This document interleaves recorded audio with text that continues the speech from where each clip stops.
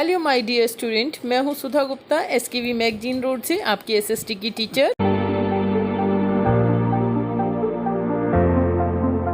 Class 10th worksheet number 75 करने वाले हैं आज हम सॉल्व, और ये वर्कशीट आपको 21 जनवरी 2021 के लिए दी गई है।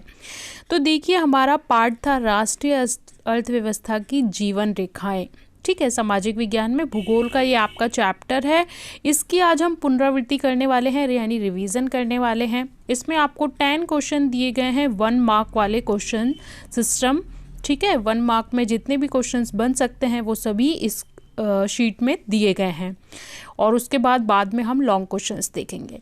देखिए, फर्स्ट क्वेश्चन आपका क्या है, मल्टीपल चॉइस क्वेश्चन। इसको हम क्या बोलते हैं, एमसीक्यू, यानी मल्टीपल चॉइस क्वेश्चन है। 2 आपका अगेन एमसीक्यू टाइप क्वेश्चन है। आगे अगर मैं दिखाऊं आपको तो क्वेश्चन नंबर 3 ये एक FIB है, यानी फिल इन द ब्लैंक्स है। 4th यहाँ पे गलत स्टेटमेंट आपको दी है, इसे करेक्ट करके लिखना है। 5 क्वेश्चन में आपका ट्रू एंड फॉल्स है, यानी सत्य और असत्य। क्वेश्चन नंबर आपका 8 है असर्शन एंड रीजन, यानी कि संकल्पना और कारण। 2 स्टेटमेंट दी होती है और बताना होता है कि क्या सही है क्या गलत है।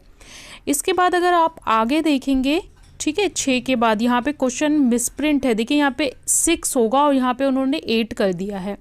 7, 8, 9, 10 अगेन आपके 1 मार्क वाले 1 लाइनर क्वेश्चंस हैं। तो चलिए हम सॉल्यूशंस देख लेते हैं फटाफट से।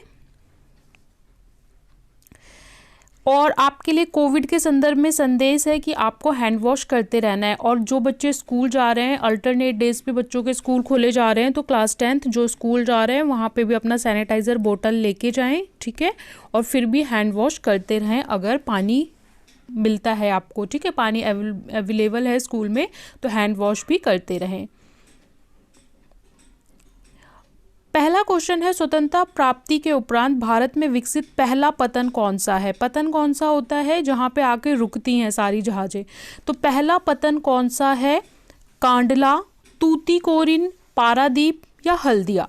तो इसका करेक्ट आंसर क्या होगा, कांडला। तो Kandla is your correct answer. Kandla जो हमारा है स्वतंत्रता प्राप्ति, ठीक है, आज़ादी से पहले का बोलते तो कुछ और होता, पर स्वतंत्रता प्राप्ति बोला इसलिए कांडला आपका आंसर होगा। दूसरे में बोला है, निम्नलिखित में से कौन सा कथन स्वर्णिम चतुर्भुज महाराज मार्ग के संदर्भ में सही है। स्वर्णिम चतुर्भुज यानी कि हम इसे क्या बोलते हैं, गोल्डन क्वाड्रिलेटर। गोल्डन क्वाड्रिलेटर बोलते हैं इसको अंग्रेजी में। ठीक है, तो इसके लिए आपको क्वेश्चंस दे रखे हैं। ये 6 लेन वाला महामार्ग है। 6 लेन मतलब जहाँ पे 6 रोड डिवाइड होती हैं। ये भारत के महानगरों को आपस में जोड़ता है। ये महानगरों के मध्य की दूरी को कम करते हैं। तो देखिए, सही बात है भाई, 6 लेन वाला है, महानगरों को ये आपस में जोड़ता है। महानगर कौन से होते हैं, जैसे दिल्ली, मुंबई, और ये महानगरों की दूरी कम करते हैं, तो इसीलिए तो बनाए जाते हैं हाईवेज।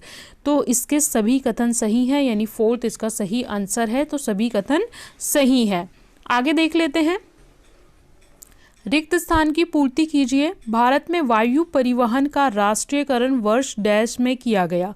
तो भारत में वायु परिवहन का राष्ट्रीयकरण 1953 में किया गया था। ठीक है, 1953। रेखांकित शब्दों को सही करके वाक्य को पुनः लिखिए।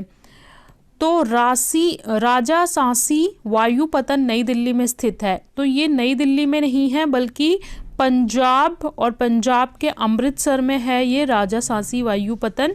तो नई दिल्ली नहीं होकर इसका आंसर क्या होगा, अमृतसर। 5 में बोला है, सत्य व असत्य। भारतीय रेलवे के कुल 16 जोन है। यहाँ पे बोल रहा है 16 जोन है, तो जी नहीं, ये असत्य है। 17 जोन और 73 डिवीज़न है। भारतीय रेलवे को हमने अलग अलग डिवीज़न्स में और जोन्स में डिवाइड कर रखा है, जिसमें 17 जोन और 73 डिवीज़न्स हैं। तो ये असत्य है। ठीक है, नीचे दिए गए प्रश्न में एक कथन संकल्पना और उसका कारण है। देखिए, जो आपका कथन है वह है, सड़क परिवहन रेल परिवहन से अधिक महत्वपूर्ण है। तो क्या ये बात सही है। और कारण दिया है, सड़क परिवहन का निर्माण व रखरखाव सुविधाजनक है। तो देखिए, सारा जो आपका कनेक्शन है वो ज़्यादातर रोड से ही होता है। आपको कहीं जाना है तो आप रोड से ईजिली जा सकते हो सामान लेके।